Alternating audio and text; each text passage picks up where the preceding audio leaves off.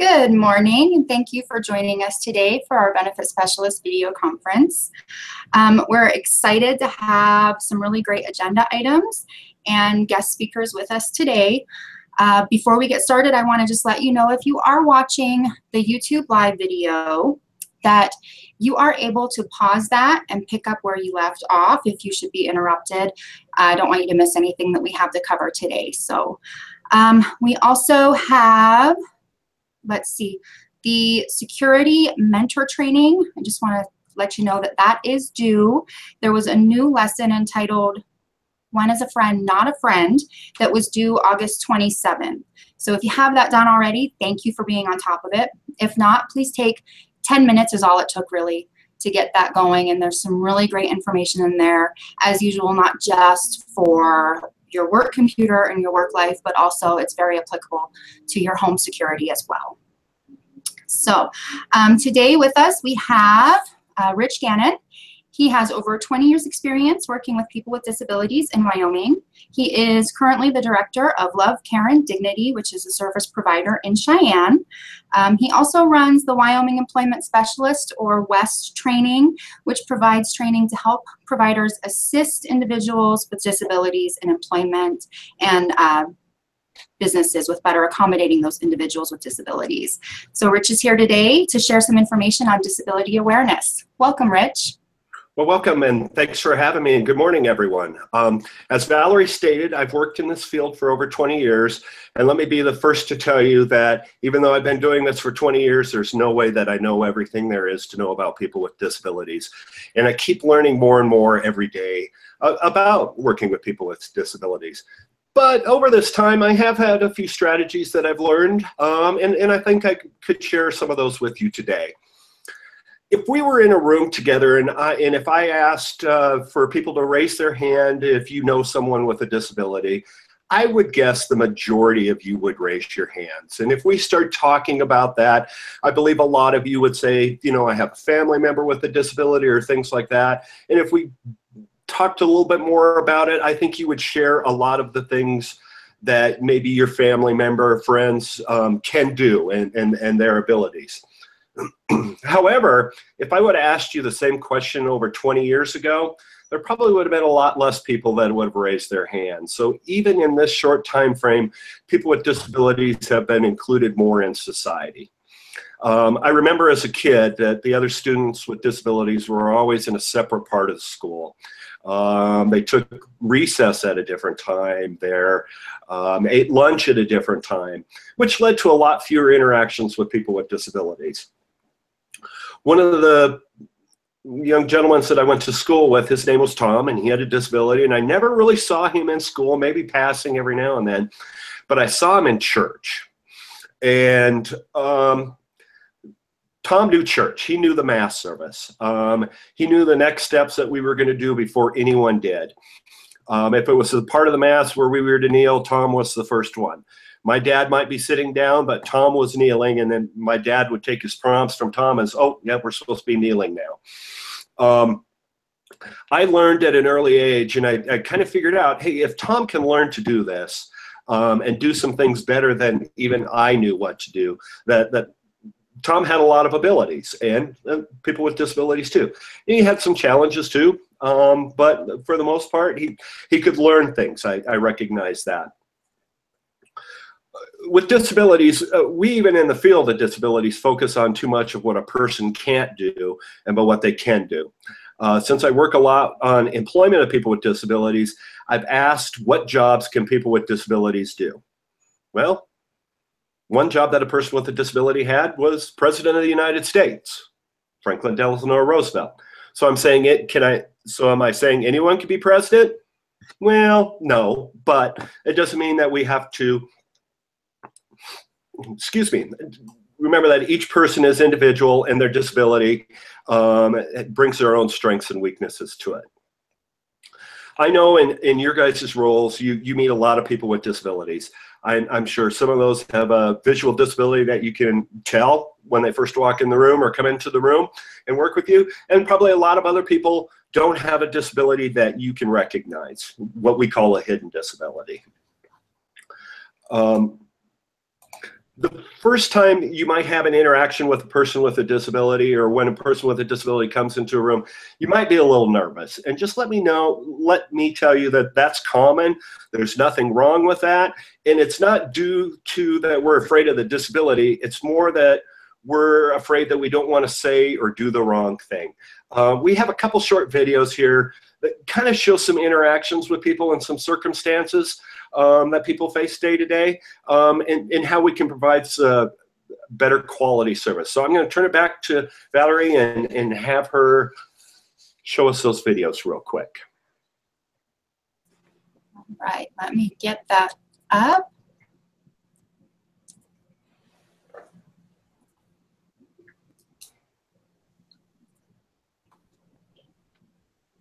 Okay.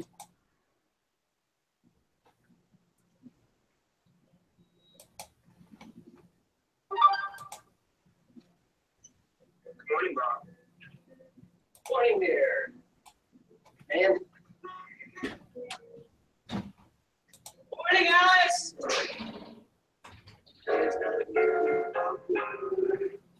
Poor Bob. Like so many of us, he just doesn't know how to interact with people with disabilities. It's really, people with disabilities are people first. We need the same things that every person needs, like respect. Good morning, everyone. Attention! Okay.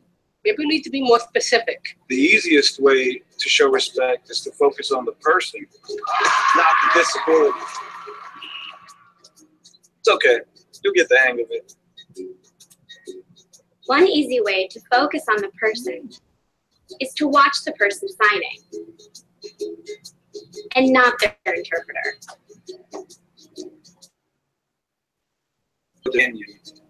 It's really cool that you'd like to help, but do us both a favor and please ask me first. What you think might be helping? I got you. Oh no, it might actually not. If you'd like to offer me help, let me hold on to your elbow. Don't take mine. Hey, would you like to say mine? Sure. Assistive devices help us to live our lives. They're really important, really personal.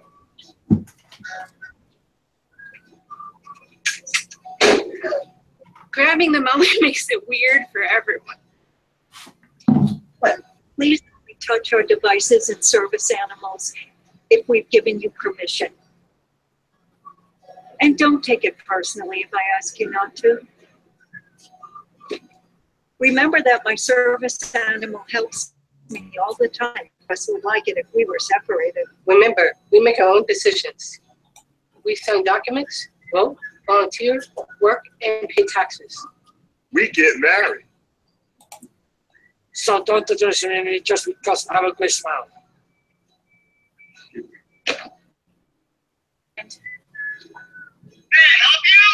Does not mean I'm deaf.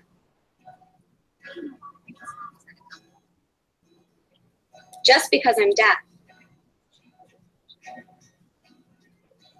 doesn't mean I'm blind. And just because I use a wheelchair doesn't mean that I can't sweep you off your feet. So take a deep breath, relax. We don't fight. Unless we're really hungry. Hello, ladies. How are you? And if you're not sure what to do, just ask. Hi. Would you still like to see a menu? No, thanks, but can you please read it to me? Sure, definitely.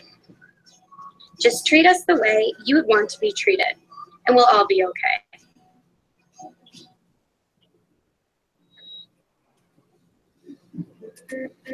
Morning. Good morning.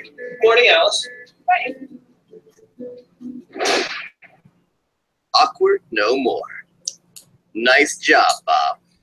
Go forth and be human. I absolutely love that. While I get the second video up here, just a second. There's in there that I would not have thought of, like what you think might be helpful might really not be opening the door for someone who's using a device. So, all right, we'll go ahead and get the second video up and running.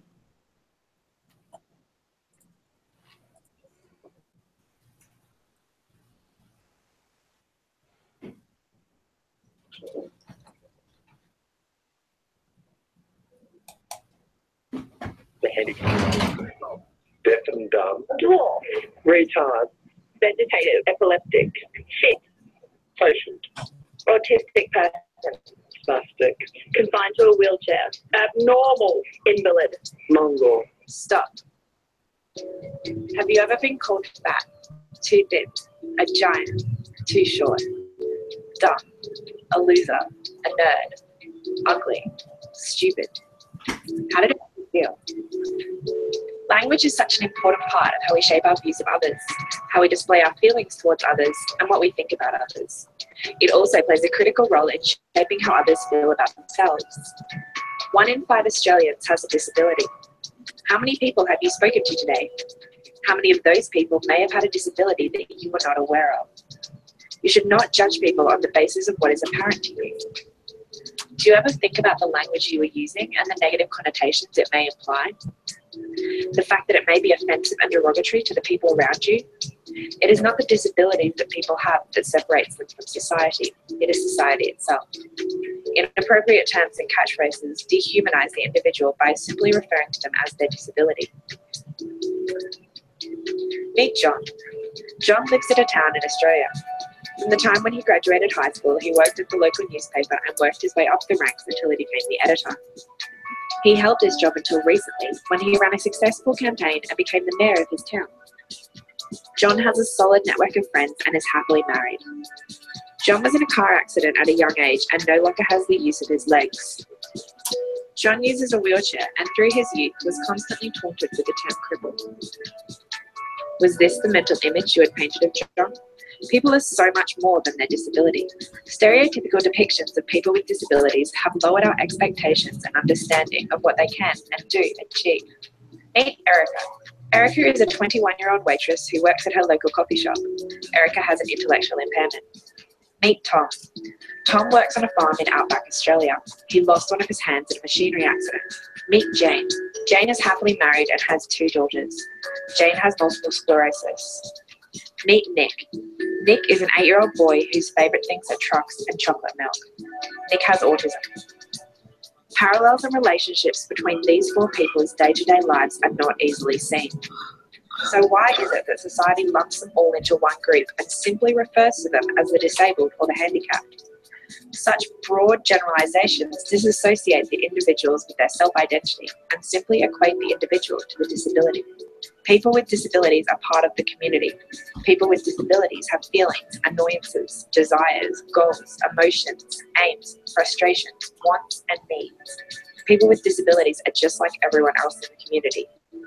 Words hurt. Put the person first. People with disability. Person with Down syndrome. Uses a wheelchair. Person with autism. Person with an intellectual disability. Has a physical disability. Short-statured person. Person with a disability. Has a physical disability. Person with cerebral palsy. Person with a disability.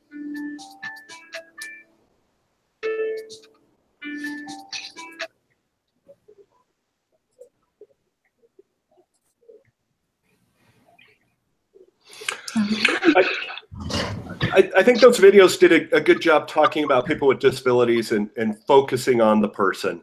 I believe there was also a document that was sent out that talks about people first language. Just what I've always shared with people who are worried about, I don't want to say the wrong thing, is just start off the sentence, a person who, a person with, or a person who has.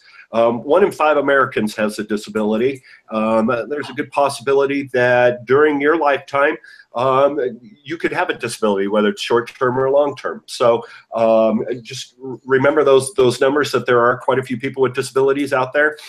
As we talked about, some of the disabilities are things that you can see and a lot are not.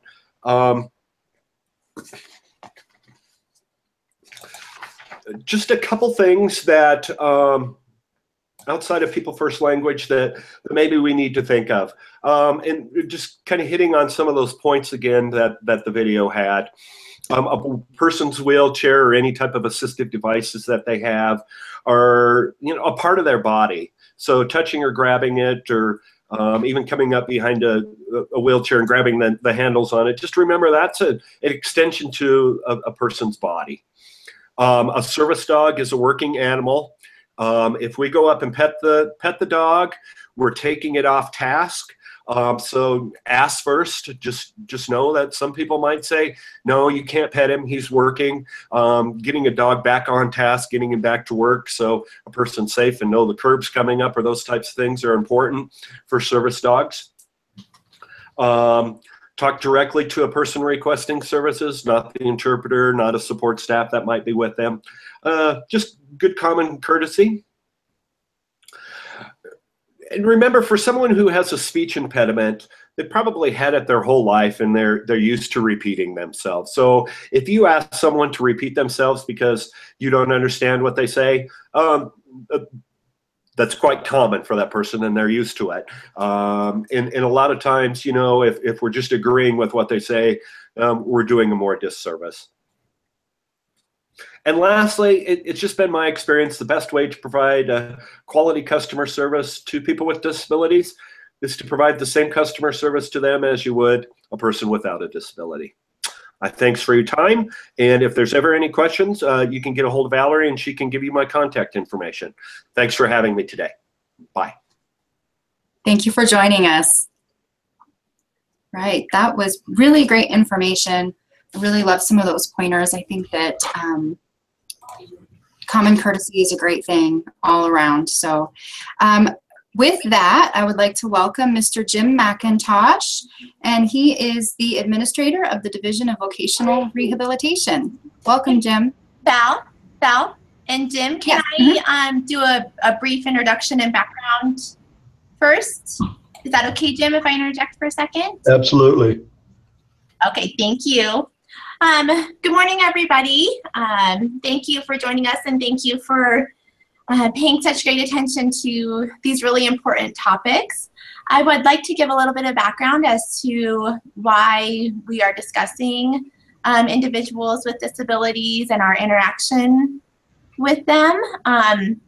This really has stemmed from a governor's task force that I have been appointed to serve on, and I've been serving on for a couple of years now.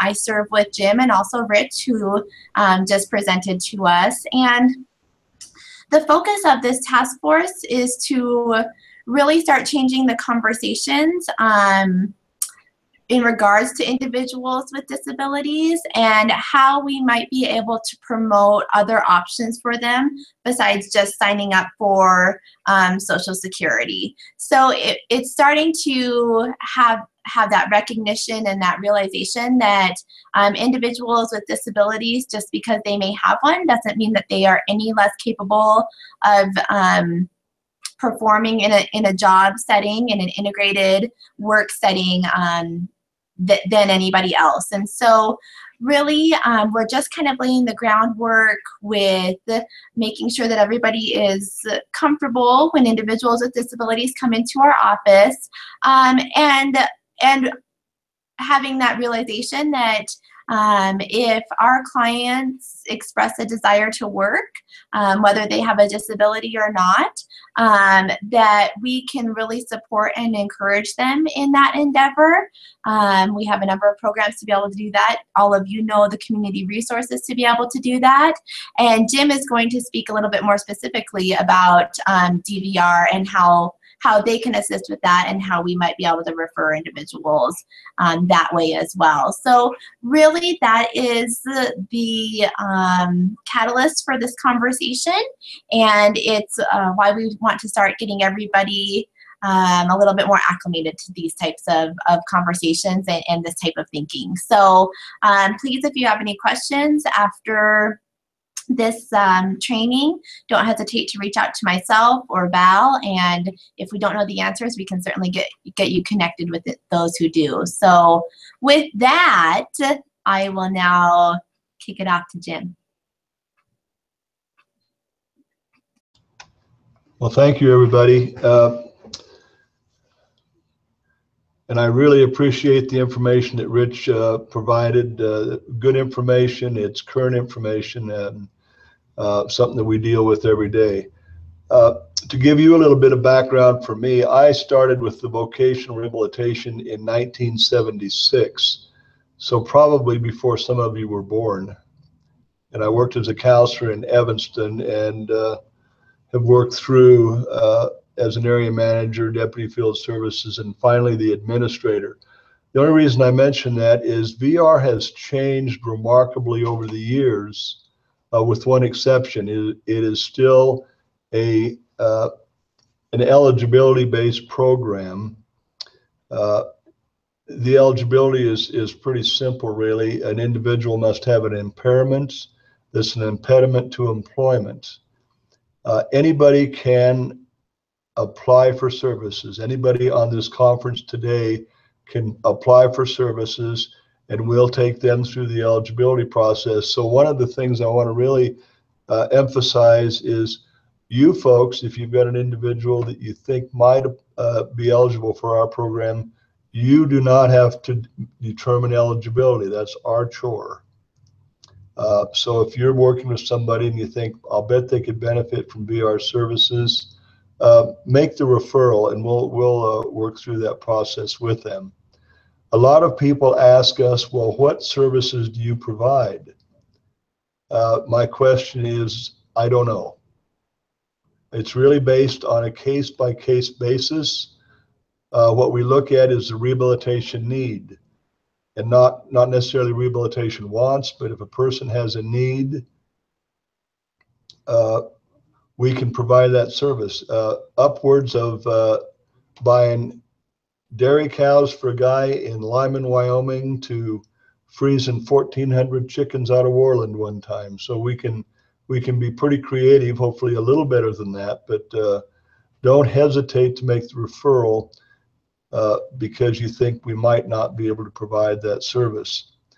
We also provide a service to help people obtain self-employment. We have a full-time small business consultant on staff. She is remarkable, and if you're working with a person that would like to get into, my typical example is gunsmithing. We have too many of those in the state, but that's beside the point. She'll sit down with him and help him establish a small business plan. We have the funding to help these small businesses get started.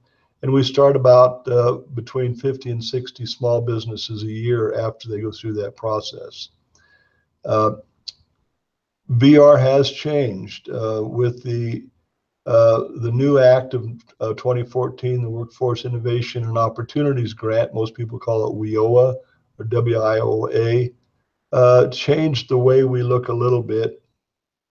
And this is not unique to a reauthorization of our act. The federal government, we're funded, about 80% of our fund comes from the federal government. So we work under the Rehab Act of '73, and it's the sundry amendments. In the past, we have been challenged to work with individuals with serious and persistent mental illness. We've been challenged to work with individuals with traumatic brain injury. This time around has been a little bit unique, and it's been kind of fun. We have been challenged to work with students and kids with disabilities, and we've always worked with them on a peripheral, but never really a focus. This new law has redefined what a student with disabilities mean, and that's an individual in school that works with, that is in school and age group 16 to 21 years of age, and we can provide a whole series of services for those kids even though they're still in school. Another interesting group are those individuals in school that are called potentially eligible. I have yet to figure out what that definition is exactly, and my RSA, Rehabilitation Services Administration, is my federal partner. They have yet to help me with this a lot. But what we have done in Wyoming is determine that a student that is having problems in the classroom, and they might be ill-defined, are considered potentially eligible. and we can help them with a number of services. Although they're not, quote, eligible for the program, they can certainly provide or benefit from some of the services we can provide. The big thing we're doing right now is putting these kids on work experience programs to see, first of all, if they can work, if they want to work, and if whether they would like to do that particular job in the future. Just got figures this morning. We have 717 kids on in this program right now, and it's growing every day. So it's kind of fun. I think it's paramount that we get hold of these kids early before they have too many failures in life. And I think our opportunity to rehabilitate is much easier if we catch them early in this process. I have counselors statewide. I have 29 counselors across the state, where we have 16 full-time offices. I provided you with the website, and if you are in a community where there isn't a full-time workforce center, we probably have a satellite office out there, because we have 20 satellite offices. We have people in the community on a regular basis. The only reason I've mentioned this is you might want to, if you've got folks in the field, you might want to sit down with the VR counselor and have them talk about what is happening in that local community, because they vary a little bit. Again, the criteria is basically the same, but resources, as we're painfully aware, are limited in Wyoming. So we do a few things differently in Meeteetse, Wyoming, than we would Casper, Wyoming. But the best information you actually will get would be coming from a VR staff member in the field. All the offices are listed with telephone numbers. If you still don't get the information you need to, I would like you to just call me. My phone's on the website also, but I can give it to you right now. It's 777-6843, and I answer that phone. I'd like to stop here and just answer any questions you might have about the VR program rather than ramble on, because I could for quite a while. If you have any questions, go ahead and send them to me via instant message, and I will forward those on.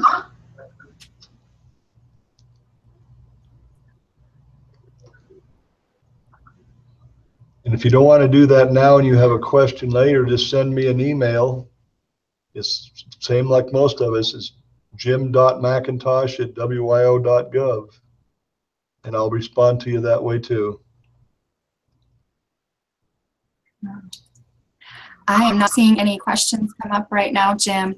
Those are some really great numbers. We're really reaching a lot of people in our communities and helping them with needs to help them to become more self-sufficient. I think that's fantastic. Thank you so much for being with us today, Jim. My pleasure. Thank you.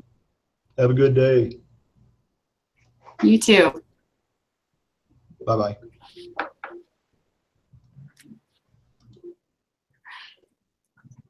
Well, different ways to refer individuals for some extra assistance in our communities. I think, getting to know all of the services that our communities offer is something that we really should all familiarize ourselves with, so that we can make those referrals and really help to fill those needs that we might not personally offer a service to fill, but there are people out there that do. So before we move on, I did forget a New Paths workshop that is coming up. I don't know how I forgot this, because it's fantastic. So there is a New Paths workshop on September 21st. It will be Cheyenne. The topic is focusing on connectedness and increasing workers' sense of humanity. So I think it'll be a great workshop. If you can make it to that, please do. The cost is $10. That does include your lunch. There are some guidelines to that I was asked to relay to you. So the DFS guidelines to attending the workshops: travel can be done in a state vehicle and on state time. Travel for the training must be done in 1 day, so no overnight trips. If the training results in extra hours on that day, the time needs to be used the following Friday. So there's no overtime or comp time being offered. And also there needs to be office coverage in your office during the time that the training is happening. So if you have any questions about that, please contact Jenny Fowler in the Cheyenne office and she can help you get signed up for that. I think that will be a great one. I'm sad that I will have to miss it. So, all right. Miss Andy wants to talk about a few reminders and things that have come up. So at this time, I will turn it over to Andy Barker. Thank you, Val. So good morning, guys. I've just been asked to kind of quickly go over anything that's recently changed as far as policy go. And we haven't really had a lot of changes in policy. I've been working really hard to get the manual updated as best I can. So anything that I'm actually putting in policy most of the time it's not changing anything. I want to show you if I can, figure out how to make this work. I think, can you guys see that? Does it look funky? It looks funky on mine. So I'm hoping that when you guys open the manual, this is the first page that you see. This is a log that Corinne and Annette and I use to kind of track when we're making changes. And I think initially we had wanted that just for our own purpose to track when changes are being made. But I also wanted this screen to be pretty prominent for you guys when you open the manual, because a lot of the times I'm just adding examples of things that we're seeing, like some common errors or things that we think an example is going to clear something up. So I'm hoping that when you go, this is the first thing you look at to make sure nothing changed, or just to see if you need to see a new example. I don't want to flood your emails with every single little thing that I do, because if you go through this list, you can see, there's a time when I have to just replace one word or change one word, and I don't want to flood your guys' email to let you know that that's happening.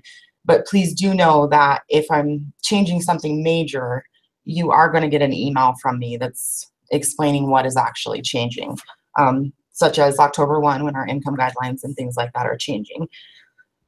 So if you go through here, the most recent thing I did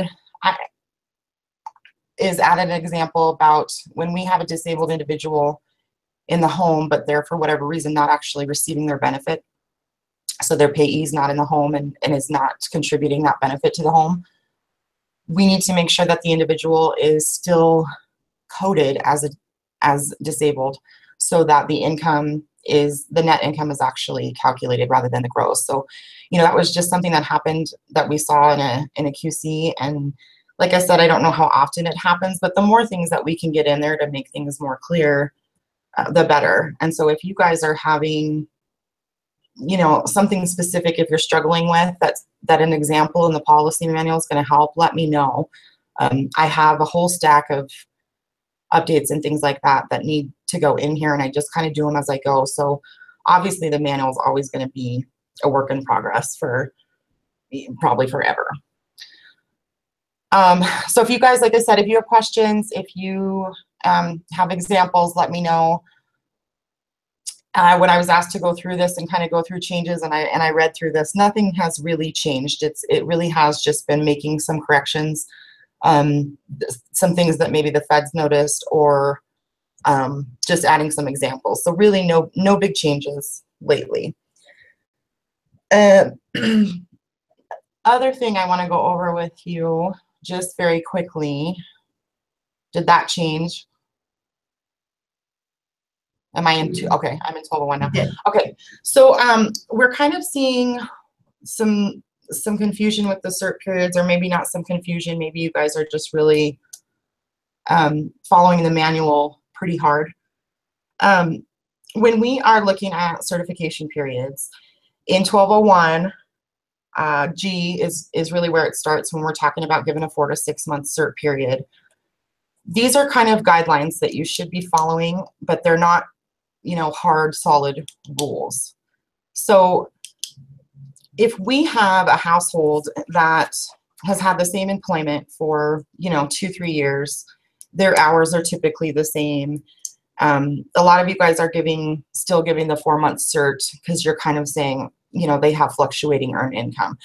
You know, if that employment has been stable and nothing has really changed, even if their hours fluctuate, but that's been typical of that household for years, there's no reason that we can't give them a 6-month certification period. So it's really, you guys can use your best judgment. And if you're not sure, you can ask, but I think that we're making our casework a little harder on ourselves if we're constantly giving those 4 months when we don't really have a specific reason.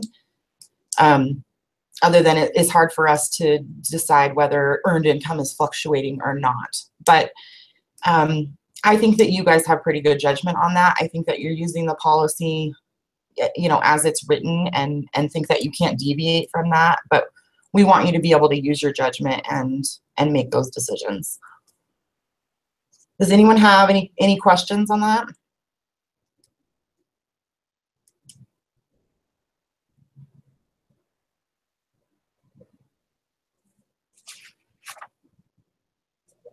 Okay, I'm gonna go with that. I just want to give you guys one more quick reminder, and then I'm done. Just make sure you're manually rolling your October cases. Those cases did not auto roll in Epics, and so you need to manually roll them. Please make sure you are actually going through the screens and authorizing. Don't go straight to authorization. We want to make sure that it calculates with the new deductions and allotments and all of that. So that is all I had. I will turn it back over to you, Val. Thank you, Andy.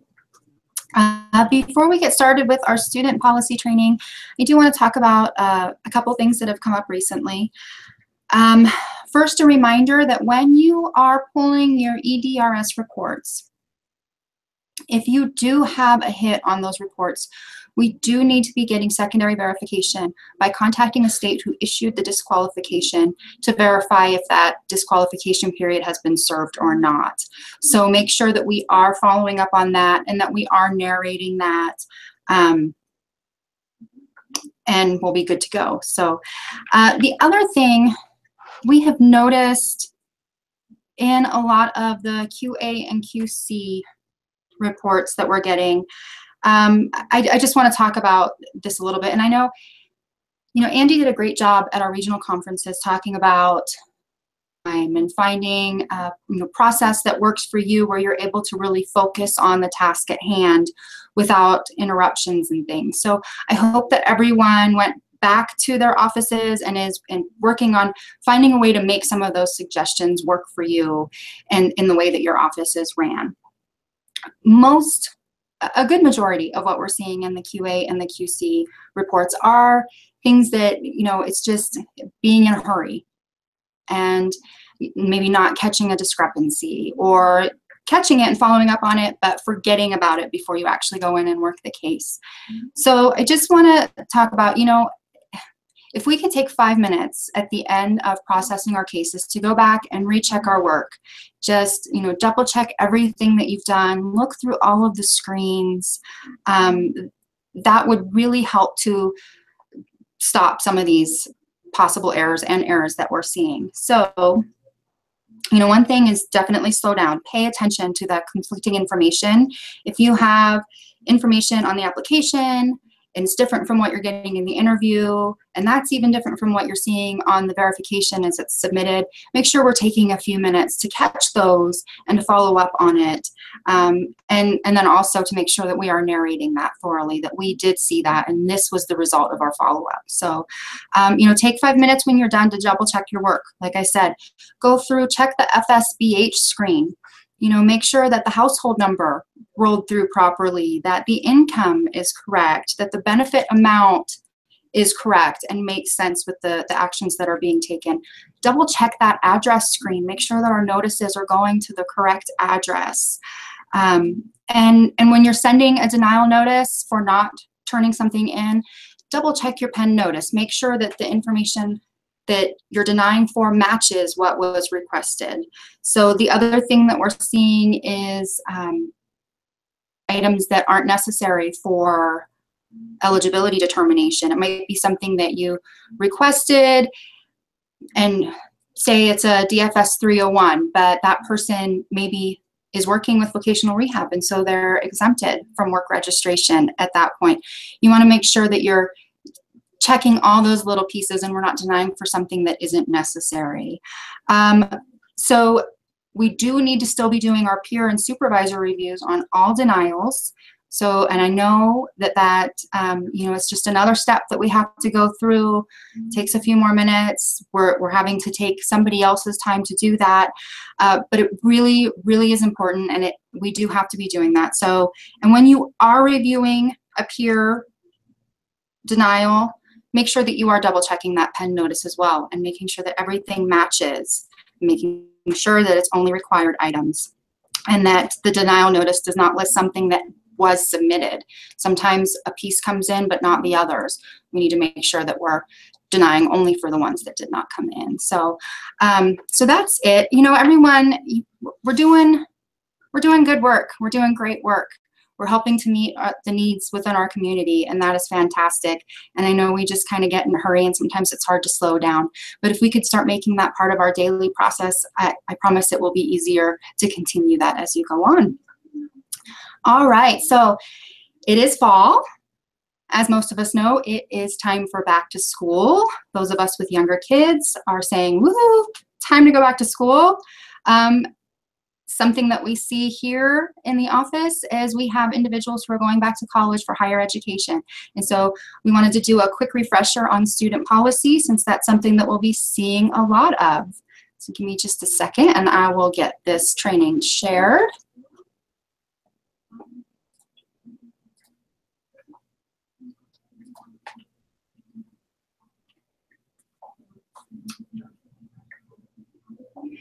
So I did have a question that just came through on the EDRS hits, asking what if they were years ago and it lists the start date. I am going to say we still need to make the secondary verification. Just a quick phone call, yes, that it's been completed. Now, if it's something that is showing up and you've already verified it at the last certification, you've already had that secondary verification, I think that we can go ahead and narrate that that's already been addressed and taken care of. But I hope that I'm steering you correct and that Andy agrees that yes, we need to be making that secondary verification for every EDRS hit, disqualification hit that we see. So Valerie, this is Jackie, and I will confirm that yeah, we need to make that and have it documented in the file. Okay. There you go. I haven't seen any other questions come in, but if you have them, send them to me and we will get them answered for you. Thank you, Jackie. All right, so student policy. Most of the student policy is covered in Combined Manual Section 505. Please use your manuals. Please have them up on your desk and refer to them throughout the day. As you know, there are some things we see on a daily basis and there are some that we don't see on a daily basis. And there is no way to have that entire manual logged into your brain, ready to be used at any given moment. So please do have that up on your computer and refer to it regularly. All right, so the first thing, how do we define a student when we're talking about student policy? So we define that as an individual age 18 through 49 who is physically or mentally fit and enrolled at least half-time in an institute of higher education. At least half-time, we're talking about 6 credit hours per semester. And we do not apply this to someone who is pursuing their GED. So, you know, they might be our Central Wyoming College here in Riverton does have a GED program. So they might say, yes, I'm going to Central Wyoming College. So we need to be asking those questions to determine, are you taking higher education classes or are you attending their GED classes? Make sure that we're covering that during the interview. How do we define an institute of higher education? So for SNAP purposes, it would be a college or university offering degree programs, technical, trade, or vocational school, which requires a high school diploma or equivalent for enrollment. So if they have to have that GED or their high school diploma before they can enroll in that particular program, then it would be considered an institution of higher education. All right. When we're talking about enrollment status, the student is enrolled. They're deemed to continue through vacations unless the student does not register for the next normal school term. What I think about mostly is summer break. So if we have someone who is in, their second year of college and they intend to go back in the fall for their third year and they're on summer break, do we still apply student policy to them? Do they still have to meet requirements in order to be considered an eligible student? And the answer to that is yes. If the student intends to return to school in the fall, the student status is maintained during summer break. And they must meet that eligibility criteria. So I was, just a little side note, I was looking for a summer picture to put on here. And I came across the Yeti on the lawnmower and I had to use it. So it really has absolutely nothing to do with student policy, but there he is. It's a Yeti on a lawnmower. Made me a little happy. So, all right, let's talk about student eligibility. All right, what is the criteria that we have to meet for student eligibility? So there are 4 kind of different categories of criteria that they can meet to become eligible students for the SNAP program. They can be employed. They can be doing work study, approved for work study. They can be taking training and classes through programs like POWER or ENT, or they can have dependents and meet those requirements through dependents. So going through them individually, we'll start with employment. An individual must be working at least 20 hours per week or 80 hours per month in order to be considered an eligible student if they're also attending college or another institution of higher education at least half-time. So that can also be self-employment. They would have to be earning at least federal minimum wage for 20 hours per week or 80 hours per month. When we're talking about work study, they can participate in a state or federally financed work study program during the regular school year. There are some little pieces that you need to keep in mind for that. 1, the student must be approved for work study at the time of application. Work study must be approved for the school term, and the student has to anticipate working during that time. So that's another area that you can think to ask questions to see if they meet criteria for eligibility. Training. If they are receiving POWER or tribal TANF payments, they would be considered an eligible student. If they're participating in on-the-job training through the Workforce Innovation and Opportunity Act or the Trade Adjustment Agreement, if they're assigned to an educational program through the Workforce Innovation and Opportunity Act, through SNAP ENT, so that would be programs like Climb Wyoming, Dad's Making a Difference, so, or other state or local employment training programs. So, and then dependents. A student is caring for a dependent under the age of 6 for a 2-parent household, or under the age of 12 for a single parent or caretaker household. So make sure that we're looking at those a little differently. Also, if they have a child between the ages of 6 and 12, when adequate childcare is not available for the student to meet employment, self-employment, or work study criteria. So again, these are just questions we need to be asking during that interview to get all the information on that household that we can to see if we can them to be an eligible student. So how do we code an eligible student in EPICS or an ineligible student if we determine that they do not meet any of that eligibility criteria? They're just going to school. How would we code them in the household? If there are other members in that household, we would code that individual as out on SEPA. You'll find that in Combined Manual Section 507 for including and excluding individuals. So you can refer to that there. All right, so once we have determined if this person is an eligible student, yes, they've met one of those 4 categories of criteria. They're either working, they're participating in work study, or they're doing training, or they have a dependent that allows them to meet eligibility. How do we look at their income and their assets when we are including them in the case? The first thing you want to do is get the DFS 111 Student Financial Assistance Verification Worksheet, and that is in the templates. They're going to take that to their financial aid office at the school. They can either take it there or we can fax it, whatever works best. And the school will fill out any financial aid that they may be receiving.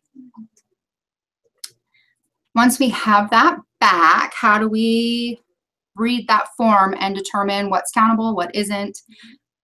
What do we do with this income? So things that are exempted for an eligible student, any grants and scholarships, educational purposes only, those would be automatically exempted. Educational loans, grants, and scholarships that are earmarked for educational purposes only, but they're also commingled with non-exempt funds, we can still exempt those funds for students. And accounts are automatically exempted. So what you're looking at on that DFS 111 to see if it's exempted funds is this little area here. Is this financial assistance awarded for educational purposes only? Yes or no? In all honesty, the vast majority of the time you're going to see yes on that. So that's where you will find that. So if you have educational funds that are listed on there that are not earmarked for educational purposes, so they have that little no box checked, you're going to find that information here right above what we were just looking at. This is where the financial aid office is going to input any Pell Grants they're receiving, Perkins loans, WE funds. I've seen other here for individuals who, I had a case, she was working with the tribal office to go to school, and they were giving her a living expense stipend that was not exempted income. So that's where that would be listed there. So what we'll do with that is you just have to do a little math. So get your calculator out. Total combined award amount that is not earmarked for educational purposes only. You can deduct their tuition, books, mandatory fees such as lab fees. You can deduct the supplies and equipment that they need to attend those classes. Further deduct any miscellaneous personal items. If they have to pay for dependent care while they're going to school, you can deduct the cost of that. And any additional documented expenses such as transportation to get back and forth to school. Once you've deducted all these allowable deductions from that total award amount, you'll come up with the countable educational income. That's what we would count for the certification period. Once you have that number, you will prorate it over the period of intent. You'll see that period of intent is about 5 months. It's going to be the fall semester, the spring semester, whatever the period of intent is for that individual person, and their program will be right here on the DFS 111. So you take that countable amount that we came up with and prorate that over the period of intent. Countable educational income is excluded from assets for the same period of intent. So it will be countable income, but it will be excluded from the countable assets. All right, some other types of programs that we do see come across, and I think that oftentimes bring up some questions when we're looking at this. Here, especially in Fremont County, I'm not sure how often it's seen in the rest of the state. I would imagine fairly often. We have Job Corps now in the Riverton location. So students who do reside on campus at Job Corps, they are provided with 3 meals per day, which does make them ineligible for SNAP benefits. So if they're living on campus at Job Corps, they would be ineligible. For students who do not reside on campus, there are some who still live at home. You would want to contact the school to determine if the program of study, if they're participating in their GED program, or if the program of study would be considered a higher education program. If it's considered a higher education program, we would still apply all of the same student eligibility criteria that we just talked about. Cosmetology school is another one that we see come through quite often. Cosmetology school does meet our higher education criteria, so we would still apply the student criteria. And then something, it's not higher education, but I have seen it come through pretty often, is boarding school. If you have a household that has a child or a household member that is attending boarding school and they are living away at boarding school, they're not eligible to be included in that SNAP assistance unit while they are away. All right, some frequently asked questions, and these can be found in the combined manual. I love that these are being updated and put into the manual. But I just wanted to go through and talk about them here briefly. The first question that you could find there is, do students who teach 20 hours a week as part of the teacher training curriculum meet the student eligibility criteria? So they're students, but they're teaching 20 hours a week. Does that count as working? The answer to that is no, because work performed without pay as part of a curriculum requirement does not meet the work requirement for student eligibility. Work performed for pay does meet the requirement. The next one that we'll see, a household consists of a father, a mother, and their 5-year-old and 3-year-old children. Their father and mother are both students, and they each spend time caring for the children. In the morning, the mother cares for the 3-year-old while her husband attends classes. The 5-year-old is in kindergarten during that time. In the afternoon, the father cares for both children while the mother goes to school.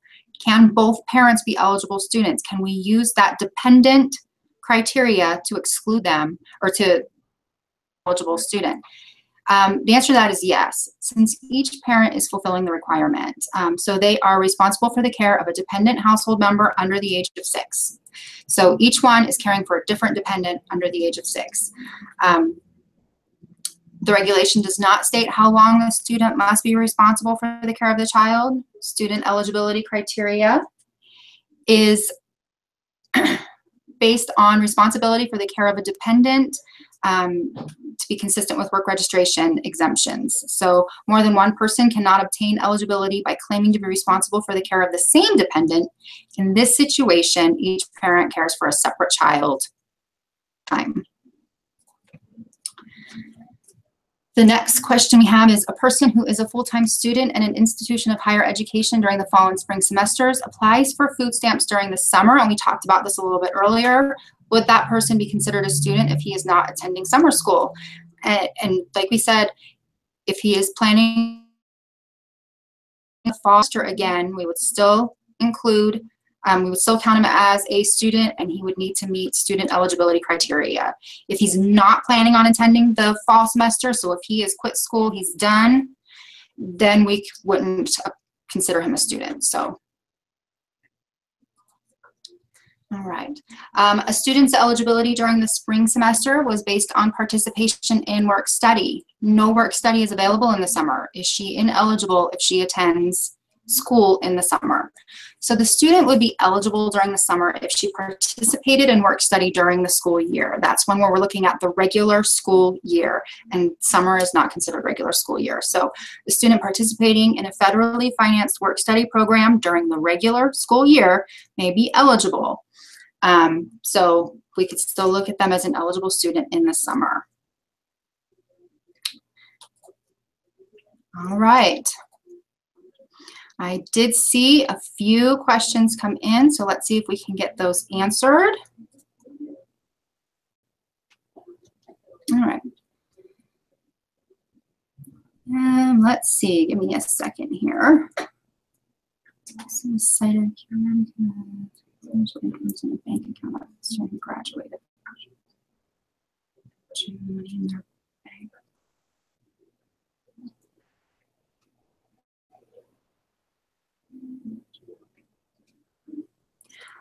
Moana, I am going to have to get back to you on that.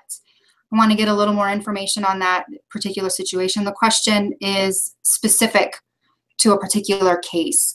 So I will look into that. I'll get a hold of you after this training, and we'll see if we can get that answered for you. So thank you for sending that. All right, so Tink, is the income exempt for 6 months from date of receipt? beginning date of school or graduation. So Andy, I'm going to say that it's exempted for 6 months from date of receipt. Is that correct? If we have funds earmarked for educational purposes only that are commingled with other funds. So we're looking at that 6-month time frame. And you said date of receipt, correct? Date of receipt, correct? Yes. Yes. Yes. Okay. All right. So Tink, yes. If we have educational income that is exempted because it's earmarked as educational purposes only, but it's commingled with other funds, we're going to be exempting that income for 6 months from the date of receipt. So, all right. I think that's all the questions we've had come through. Fantastic.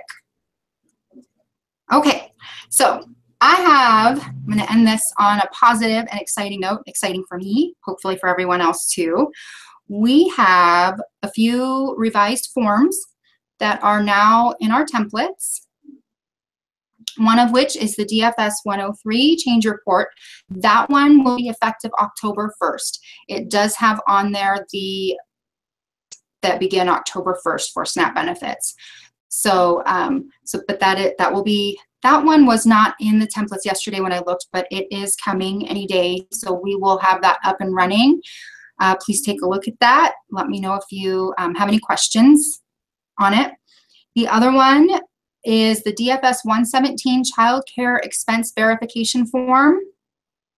I can go ahead and share this so that we can see.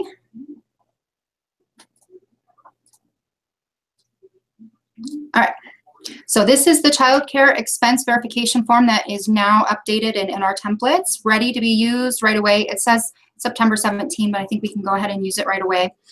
Anytime that you have someone who would like to claim their child care expense as a deduction, I recommend that you use this form rather than just getting a receipt or something, or a written statement from the more often we can use this form, the better. So you'll just give this form to your applicant, have them take it to their daycare provider as well. The daycare provider will fill out each child's name, what the total child care for the month cost is, and then what the client's portion is. And then make sure that the client and the provider do both sign and date on the bottom. So I'm very excited about that. The third form that we have up and ready to go in the templates is a new self-employment verification form. I hope that this makes calculating self-employment income a little easier for everyone. This was one that I did have a request to revamp. So I hope that I've met all of the requests that were put in for this one. So on this one, I'm going to give it to the client. Again, they will fill in everything. We do have items such as business address listed on here so that you can compare that to their home address, which is important when you're looking at allowable expenses. If they have a home business, there are certain expenses that we can't use because it's considered their home. So hopefully that will help to trigger that line of thought for you. The individual will put in their gross income and then their expenses, the date of the expense, the amount that they're paying all the way through, and then calculate that out to come up with the net income. Make sure they do sign and date it. There's also a third page that briefly explains what some of the allowable business expenses would be and what some that are not allowed would be, because I think, that's something that not everybody understands when they come in.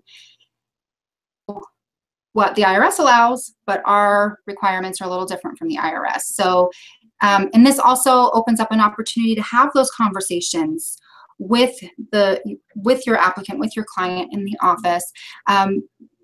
Give them the information so that they can make informed decisions as they're completing this form. So those 3 forms are up and new and ready to go. I am very excited about that. I am working on all of our forms slowly but surely. So if you have requests on forms that you would like to see revamped, changed a little bit. If you have suggestions on things that you would like to see on there, please send those to me, and I will definitely work on getting those updated. So that is all we have for you today. Again, if you have any further questions, go ahead and send them to me and we'll try to get them answered for you. I appreciate you being here with us, and I hope you all have a great day. Keep doing the good work that you're doing. Thank you.